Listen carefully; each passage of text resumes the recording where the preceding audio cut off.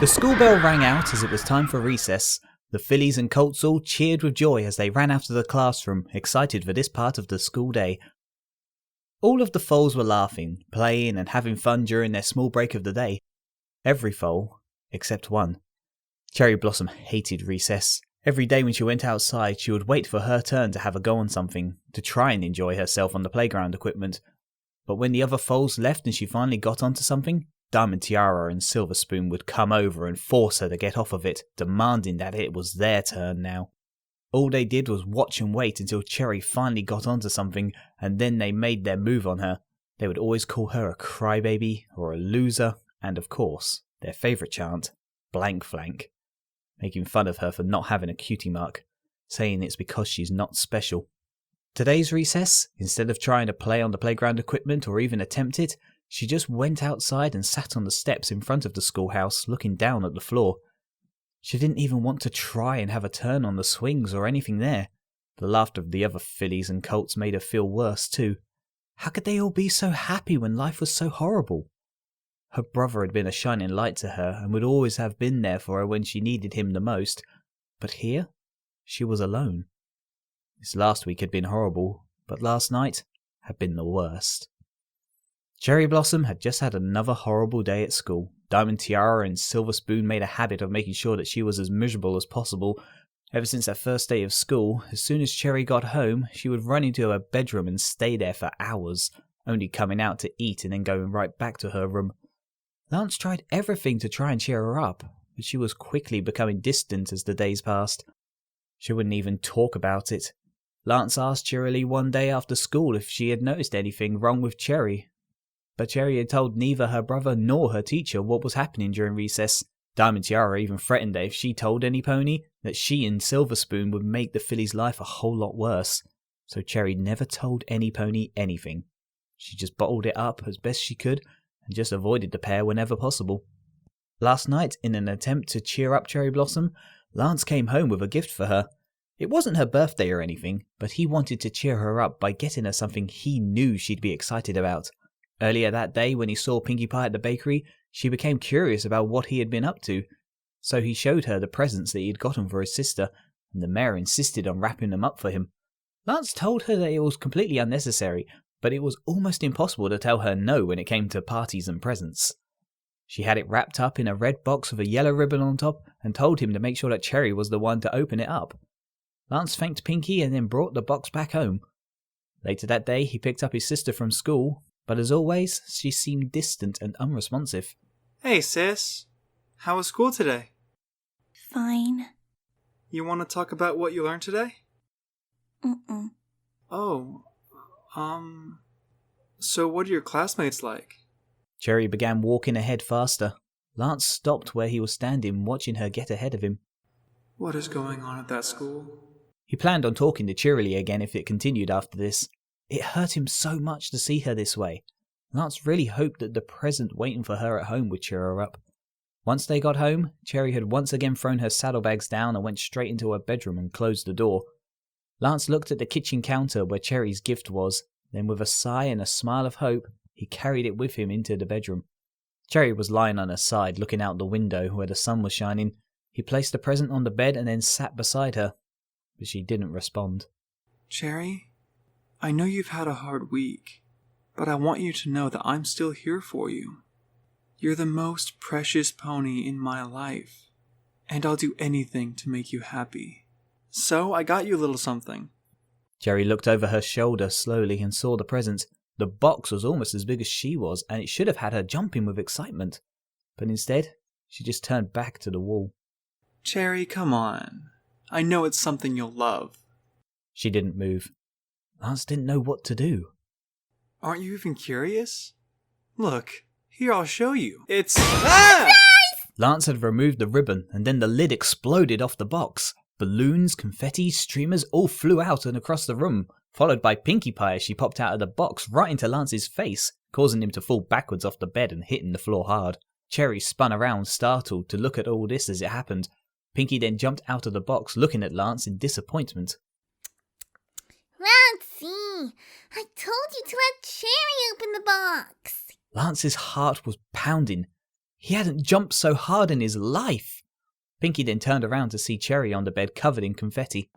Hey, Cherry, I heard you were blue, but you're all kinds of colors now. Pinky laughed, and then Cherry looked at herself confused. She was covered in blue, yellow, red, orange, purple, and lots of other multicolored confetti, and even a piece of purple streamer in her mane. Cherry then started to giggle at herself, then let out a proper laugh. Pinky then laughed with her, which made her laugh more, which made Pinky laugh even harder. Soon they were both rolling on the bed, holding their sides and kicking their legs. Lance got up off the floor, holding the back of his head, still wide-eyed with shock and disbelief. How'd she fit in the box?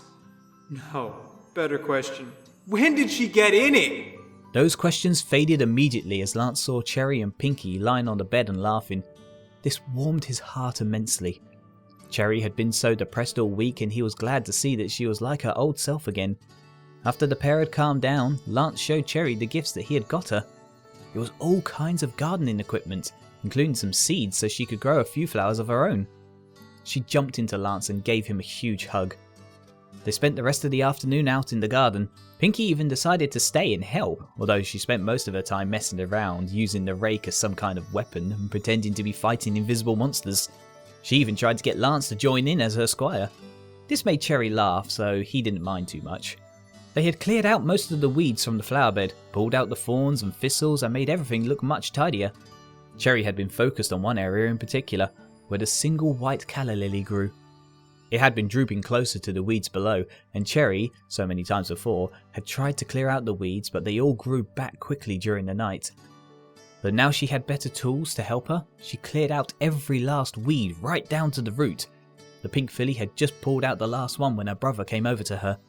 I think we're done for today, sis. The sun is setting and it's starting to get a bit cold. Okay, let me do one last thing quickly. Cherry flattened out the soil next to the calla lily and then started to tidy up all the gardening tools she had been using. She seemed to be really good with them, while Lance himself had no idea exactly what they were supposed to be used for. He then turned towards Pinkie Pie. Pinky, I'm gonna head inside and make us drinks. Would you like one? Yes, sir, Sergeant Angelswift, sir. Pinkie Pie returning to base. 10-4. I thought I was supposed to be a squire. Lance laughed quietly to himself and then went inside. Cherry Blossom stood up and looked around for the watering can. She spotted it right by the door, already half full of water. She slowly brought it over to the calla lily. The watering can itself was too big for her, and the water inside made it heavier than she expected. She held it tight between her teeth and tilted her head to the side, pouring only a few drops over the flower. That wouldn't be enough. She tipped it a little more, but she was already struggling to hold it properly. As the weight shifted more in the can, it caused the handle to slide in her mouth, catching one of her teeth sharply. She yelled out in pain, making her drop the watering can and holding her hooves to her mouth, screwing up her face as she tried to block out the pain. After it faded, Cherry opened her eyes, and they widened in horror. No. She gave a short sob, and then began to cry loudly. Instantly, Pinky stopped what she was doing, and Lance came running out of the house. He ran over to Cherry and held her, looking to see what was wrong. Lance then saw the watering can lying in the newly cleared flower bed. Using his hoof, he tipped it over gently to have a look. Underneath, the single calla lily laid squashed in the now soggy flower bed, where all the water had spilled out. I killed it. I killed it. Lance held her tight, telling the filly that everything would be okay, that she could just grow some more. But that didn't help at all. He took her inside and let her cry until she'd calmed down. They spent the rest of the day playing board games that Pinky had found and tried to cheer Cherry up. But no matter how many times they let her win, she just couldn't stop thinking about what she had done. She'd killed that flower, and in her mind, she believed that because of that, she didn't deserve to have her own garden. Cherry sat on the schoolhouse steps, feeling numb from the events of last night. Just then, she was brought back to the present by Diamond Tiara and Silver Spoon as they walked over to her. Cherry didn't look up at them though. She didn't care. Hey, I heard my daddy say that you're living near the Everfree Forest. Is it true? Cherry didn't move or look up at either of them. She just stayed quiet. Oh my gosh, it is true! How's a crybaby like you not get eaten by those monsters? She probably just cries and they think she's not even worth eating. Or maybe she is a monster. She sure smells like a monster. When was the last time you took a bath? Maybe that's why they don't eat her. Yeah, smelly Cherry. Smelly Cherry. Cherry expected their insults to cause her to cry again, but the tears didn't come. She had no more to shed. This had been the worst week of her life, and she just wanted to be done with it, go home, lock herself away, and never come out again. Suddenly there was a loud noise of scraping on the floor. She looked up and saw a cloud of dust covering the pair of bullies, and then she saw an orange Pegasus filly on a blue scooter between herself and the two. Hey, you two want to gang up and pick on some pony? How about you pick on us now? It's 2 on 2. The orange Pegasus looked determined, as if she was ready for a fight. Ugh, you got dust all over me. I'm telling the teacher. Go ahead. In fact, while you're at it, maybe we'll come with you and tell Miss Shirley exactly what you're doing to her, yeah? The orange filly nodded towards Cherry Blossom. Diamond Tiara looked worried for a moment, and then gave a dirty look to the Pegasus. This isn't over. She then turned and left with Silver Spoon. The Pegasus exhaled a breath that she had been holding while staring the bullies down, then turned to face Cherry Blossom. Are you okay?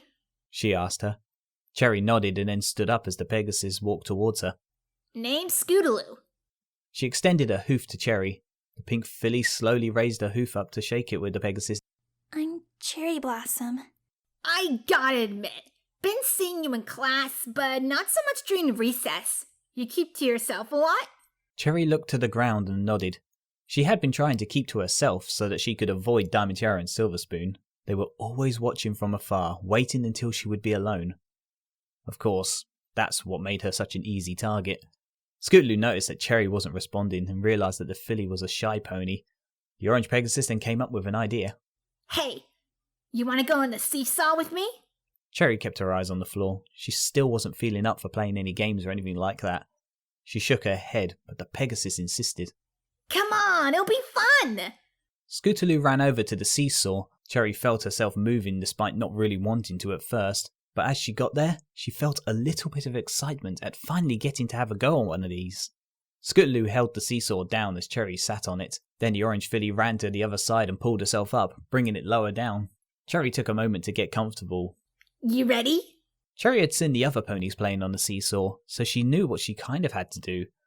The pink filly kicked off the ground and went up into the air a little bit, but then found herself falling a lot faster as Scootaloo kicked off the ground.